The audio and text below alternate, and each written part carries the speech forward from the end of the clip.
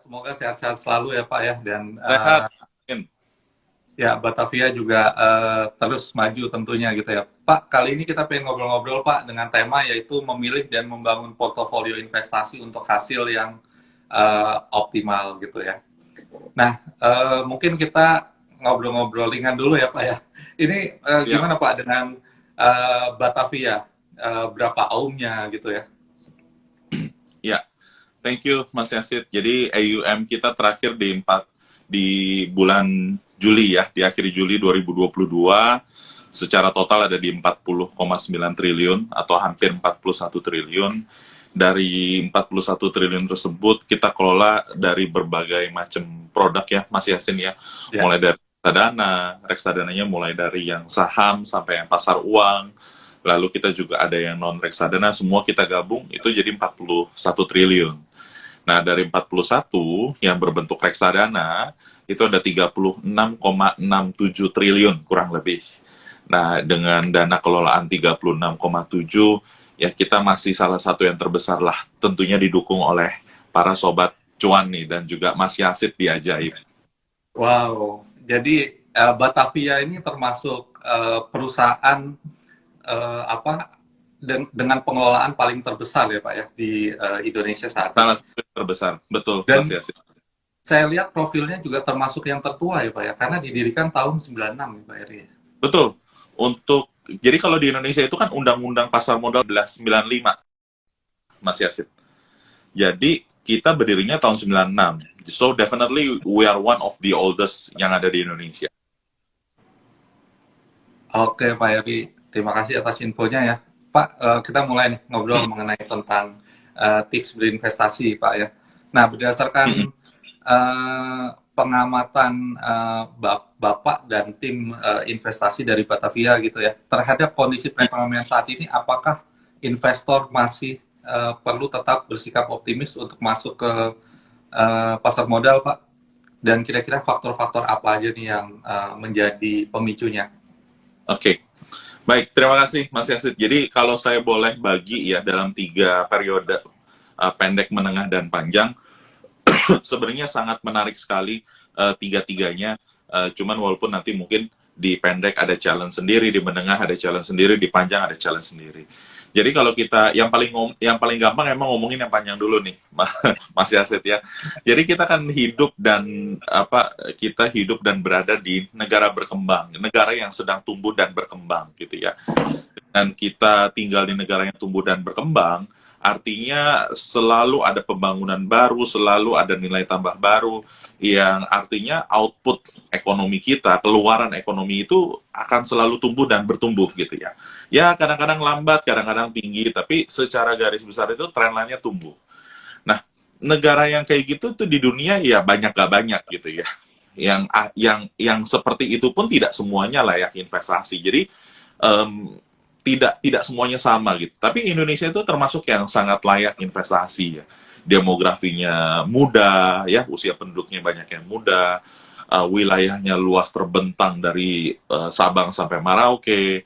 Lalu kita juga punya sumber daya alam gitu ya. Kita punya apa? Kita juga punya ya walaupun masih basic tapi industri itu kita juga sudah punya gitu ya. Jadi cukup promising bahwa invest di negara ini tuh nanti suatu hari negara ini nggak jadi kayak gini lagi, tapi akan lebih bagus. Itu dalam jangka panjang. Itu yang paling gampang. Nah, dan ini paling kena nih Mas Yasid buat yang baru umur 20-an gitu kan. Karena pensiunnya masih 30 tahun lagi gitu ya. Jadi ya mulai invest dari sekarang. Nah, kalau jangka menengah ya memang tergantung sih menengahnya berapa tahun gitu. Tapi kurang lebih mungkin memang kita sedang melihat di global ya, lebih challenging sedikit nih Mas Yasid ya. Kenapa? Karena mereka baru mengalami suatu level inflasi atau kenaikan harga yang tinggi, lalu mereka mau hajar dengan suku bunga yang juga tinggi gitu ya. Jadi mungkin tahun depan gitu ya, atau 2 tahun lagi mungkin ekonomi Amerika khususnya itu tanda tanya lah ya. Belum tentu pasti jelek, tapi tanda tanya lah gitu ya. Nah, sedikit banyak ada pengaruhnya ke kita pasti. Kadang kita ekspor barang ke dia, terus kita berdagang pakai US dollar gitu, jadi ada pengaruhnya menengah. Nah, yang jangka pendek nih, Mas Yasid, kita tuh baru buka ekonomi agak agak luas itu baru tahun ini. Tahun lalu kan kita masih setengah tidur lah. Karena kita masih kena Delta, vaksin kita juga telat dan lain-lain. Jadi di tahun ini tuh pemulihan ekonomi kita yang paling optimal itu akan terjadi di tahun ini. Nah, sudah terbukti juga GDP kuartal 2 kemarin 5,44 itu termasuk yang cukup tinggi selama 5 tahun terakhir lah. Jadi boleh dibilang recovery kita solid, rupiah juga lumayan stabil dan lain-lain cukup banyak yang bisa kita sebutkan. Artinya kalau teman-teman ataupun sobat ajaib mau invest sampai dengan 6-12 bulan ke depan, domestic story-nya tuh intact, Mas Yasid. Tapi yang perlu kita perhatikan, ya inilah kemajuan teknologi. Jadi apa yang terjadi di sana bisa mempengaruhi di sini gitu, karena kan beritanya kedengaran ya, Mas Yasid ya. Nah itu yang perlu kita waspadai. Kadang-kadang problemnya bukan di sini, tapi di sini ikutan kena. Ya kurang lebih seperti itu, Mas Yasid. Ya, saya dengar juga bahwa dari Menteri Kesehatan itu kita sudah melalui fase COVID-19 khususnya untuk BA4 dan juga BA5 ya, dan ini kan sangat promising sekali berarti ya untuk sektor kesehatan kita gitu Pak. Kemudian kalau kita lihat data-data perekonomian kita sebetulnya sangat solid Pak, betul sangat bagus gitu ya. Eh, tetapi memang data-data perekonomian di Amerika itu masih cukup mengkhawatirkan gitu ya. Dan baru-baru ini juga Michael Burry Pak itu juga melepas asetnya gitu kan, dan jadi pertanyaan investor ada apa nih dengan perekonomian Amerika Serikat. Kira-kira kalau kondisinya seperti ini, apakah investasi uh, terutama saham ya, dan akan mempengaruhi reksadana saham itu apakah masih tetap menjanjikan Pak untuk tahun depan? Ya, jadi Mas Yasid, kejadian ataupun ekonomi suatu negara itu sebenarnya tidak harus serta-merta mempengaruhi ya ekonomi negara lainnya gitu ya. Namun kalau kita berdagang erat, kita memiliki kaitan erat ya pasti berdampak lah. Kalau ada sesuatu yang nyambung di antara kita berdua gitu pasti ya berdampak sedikit banyak. Nah kalau kita ngomongin Amerika, salah satu yang paling berpengaruh ke kita itu memang mata uangnya. Karena kita itu negara yang cukup banyak importnya banyak barang jadi gitu ya, atau barang non komoditas, tapi ekspornya kita banyaknya komoditas gitu ya. Jadi yang kita import itu harganya stabil, yang kita ekspor harganya nggak stabil. Jadi bisa tekor dolar lah, gampangnya tuh tekor dolar. Nah kalau tekor dolar ya mata uang tertekan gitu ya, itu kan sederhananya seperti itu. Nah, namun beberapa hal tadi Mas Yasid sudah singgung, banyak data yang dalam negeri ini cukup bagus, sehingga dolar kita, mohon maaf, rupiah kita relatif cukup stabil gitu ya. Nah, kalau kita kaitkan dengan prospek investasi ke depannya, memang Amerika itu dikhawatirkan akan mengalami perlambatan ekonomi. Bukan yang sudah terjadi, ini mah kecil sekali, boleh dibilang hampir tidak melambat sebenarnya. Yang kita takutin itu yang depan gitu, yang ke depan, pada saat impact ya, dampak dari kenaikan suku bunga yang agresif itu akan mulai berasa. Karena kalau naikin suku bunga sekarang itu rasanya nanti gitu. Nah, Amerika itu naikkan suku bunga kan baru tahun ini, masih akan naikkan gitu ya. Jadi mungkin nanti dampaknya nanti.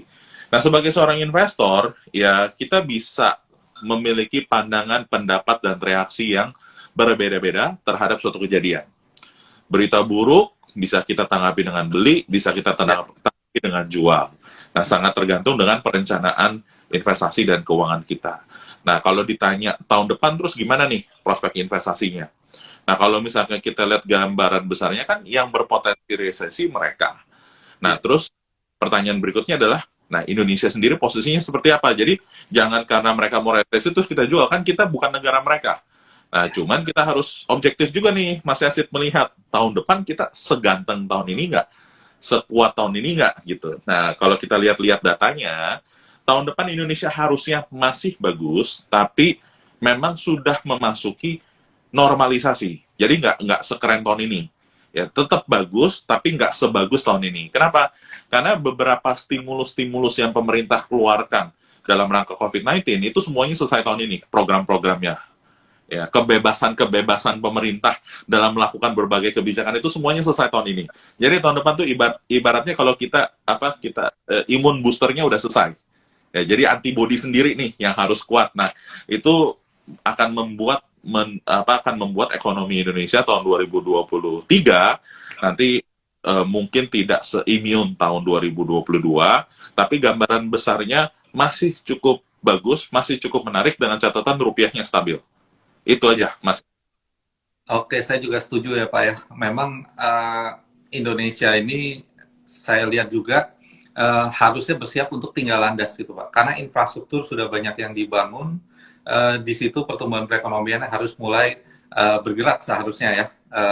Di satu sisi memang tidak akan maksimal, mungkin optimal saja karena global juga memang sedang mengalami stagflasi seperti itu ya. Pak, kalau boleh tahu nih, kira-kira ISG pada akhir tahun 2022 ini bisa sampai ke level berapa ya Pak ya?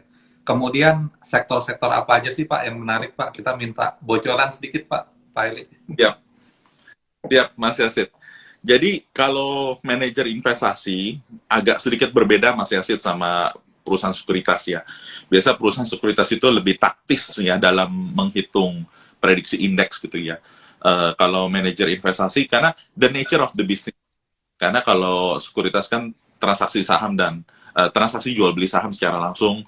Kalau manajer investasi kan portofolio holding. Jadi even marketnya nyemplung pun ya kita tetap pegangin saham ya karena memang reksadana harus pegang saham gitu kan atau obligasi nyemplung ya kita tetap harus pegangin gitu. Jadi agak sedikit berbeda stylenya sedikit. Nah, jadi kalau di Batavia dalam menghitung target indeks tutup tahun itu kita lebih banyak menggunakan earning approach. Jadi dengan perkiraan pertumbuhan laba emiten yang ada di Indonesia ataupun di dalam universe kita, kita perkirakan berapa pertumbuhan labanya, lalu kita translate dengan asumsi PI-nya sama gitu ya. Jadi PI-nya tidak naik, tidak turun gitu. Nah, kalau kita kira-kirakan ya mungkin antara 7.400 sampai dengan 7.700 angka itu kita dapatkan dengan asumsi perhitungan pertumbuhan laba itu antara 12 sampai 17%.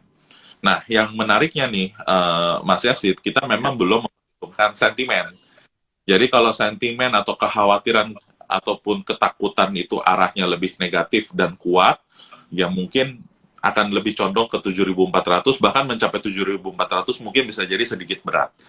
Tapi kalau misalkan ternyata optimisme itu menjadi lebih tinggi, the Fed itu tidak menaikkan suku bunga seagresif itu, misalkan, nah ini Jumat malam harus kita tunggu gitu ya, statementnya dia.